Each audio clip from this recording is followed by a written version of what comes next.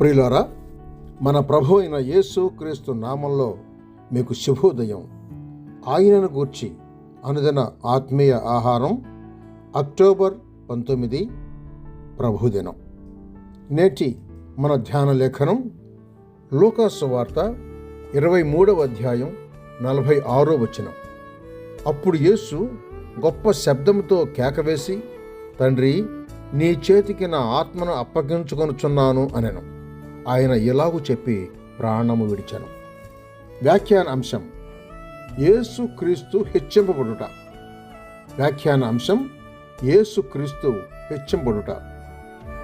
వ్యాఖ్యానం: దేవుని నిత్య కుమారుడు మన ప్రభువైన యేసు క్రీస్తు శిలువ మీద వేలాడుతూ ఉన్నప్పుడు పరలోకమందున్న తండ్రికి తన ఆత్మను అప్పగించే ముందు సమాప్తమైనది అని గొప్ప శబ్దంతో కేకవేశాడు.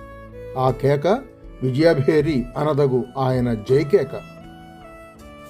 పాపుల రక్షణార్థమైన పుణ్యకార్యాన్ని తన శిలువ మరణం ద్వారా జరిగించడానికి ఆయన భూలోకానికి వచ్చాడు. పరలోక మహిమను విడిచిపెట్టి తన్ను తాను రిక్తునిగా చేసుకొని శరీరధారి అయి శిలువ మరణం వరకు ఆయన విధేయుడయ్యాడు. ఆయన తన తండ్రి చిత్త ప్రకారం ఏ పని చేయుటకు వచ్చాడో ఆ పనిని సంపూర్ణంగా చేశాడు. సదాకాలమునకు సరిపోయే విమోచన కార్యాన్ని ఆయన శిలువ మరణం వలన ఒక్కసారే చేసి ముగించాడు. ఇంకేమీ చేయనవసరం లేదు, సమాప్తమైంది.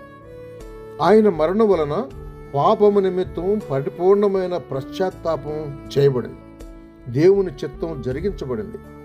దేవునికి సంతృప్తి కలిగింది అంటకు క్రీస్తు దేహ పునరుద్ధానమే నిజమైన రుజువు. ఆయన పరలోక మహిమను ప్రక్కన పెట్టి శరీరధారి అయి మానవుల కొరకు విమోచన క్రయధనంగా శిలువపై సమర్పించుకున్నారు. ఫలితంగా దేవుడు ఆయనను అధికంగా హెచ్చించెను. అందుచేతను పరలోకమందున్న వారిలో గాని, భూమి మీద ఉన్న వారిలో గాని, భూమి క్రిందనున్న వారిలో గాని ప్రతివాని మోకాలును యేసు నామమున వంగునట్లును, ప్రతివాని నాలుకయు తండ్రి అయిన దేవుని మహిమార్థమై యేసు క్రీస్తు ప్రతి నామమునకు పైనామమును ఆయనకు అనుగ్రహించాను. ఫిలిప్పీలకు రాసిన పత్రిక 2వ అధ్యాయం 9, 10, 11 వచనాలు చూడండి. ప్రస్తుతమందు సమస్తమును ఆయనకు లోబరుచుటకు మనం ఇంకనూ చూడలేదు కానీ, దేవుని కృప వలన ఆయన ప్రతి మనిషిని కొరకు మరణము అనుభవించినట్లు దూతల కంటే కొంచెము తక్కువాడుగా చేయబడిన యేసు మరణము పొందినందున మహిమ ప్రభావములతో కిరీటం ధరించిన వానిగా ఆయనను చూచుచున్నాము. హెబ్రీయులకు రాసిన పత్రిక 2వ అధ్యాయం 8, 9 వచనాలు. అక్కడ ఉన్నత లోకమందు మహామహుని కుడి పార్శ్వమునకు ఆయన హెచ్చింపబడి ఉన్నాడు. అక్కడ ఆయన తండ్రి సింహాసనమందు కూర్చుండి ఉన్నాడు. తన శత్రువులు తన పాదములకు పాదపీఠముగా చేయబడి వరకు కనిపెట్టుచు ఆయన దేవుని కుడి పార్శ్వమున ఆసీనుడయ్యను. హెబ్రీ పత్రిక 10వ అధ్యాయం 12 వచనం. క్రీస్తు యొక్క శరీరం ఒక్కసారియే అర్పింపబోవడం వలన విమోచన కార్యము పరిసమాప్తమైంది. అయితే ఇప్పుడు ఆయనకు ఇంకనూ పని ఉంది.